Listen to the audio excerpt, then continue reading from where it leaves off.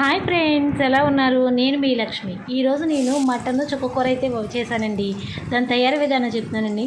ముందుగా ఒక బాండీ పెట్టుకొని అందులో ఆయిల్ వేసుకొని ఉల్లిపాయలు, పచ్చిమిర్చి, కొంచెం ఉప్పు వేసుకొని బాగా మగ్గనివ్వాలి. ఉప్పు వేయడం వల్ల తొందరగా ఉల్లిపాయలు మగ్గుతాయి. ఆ తర్వాత టమాటాలు కూడా వేసుకొని బాగా మగ్గుతున్నప్పుడు దాంట్లో బాగా 4-5 సార్లు కడిగి పెట్టుకున్న మటన్ కూడా వేసుకొని అందులో వాటర్ అంతా ఎగిరే వరకు ఉంచాలి. లేత మటన్ కాబట్టి నేను ముందుగానే ఇలా వేస్తున్నాను. మీకు కావాలంటే కుక్కర్లో 4-5 విజిల్స్ వచ్చే వరకు ఉడకపెట్టుకొని కూడా వేసుకోవచ్చు. తర్వాత దాంట్లో కొంచెం పసుపు, కారం కూడా వేసి బాగా మగ్గిన తర్వాత కొన్ని వాటర్ పోసుకొని ఆ వాటర్ అంతా ఎగిరే వరకు ఉంచాలి. తర్వాత ఆకుకూరని బాగా 4-5 సార్లు కడిగి ఆకుకూర కూడా దీంట్లో వేసుకుంటే అందులో చాలా వాటర్ వస్తాయి కనుక మనం ఇంకా వాటర్ వేయాల్సిన అవసరం లేదు. దీంట్లో ఎక్కువగా స్పైసీస్, మసాలా దినుసులు అయితే వేయడం లేదండి. నేను కారం ఆడించేటప్పుడే దాంట్లో ధనియాలు, జీలకర్ర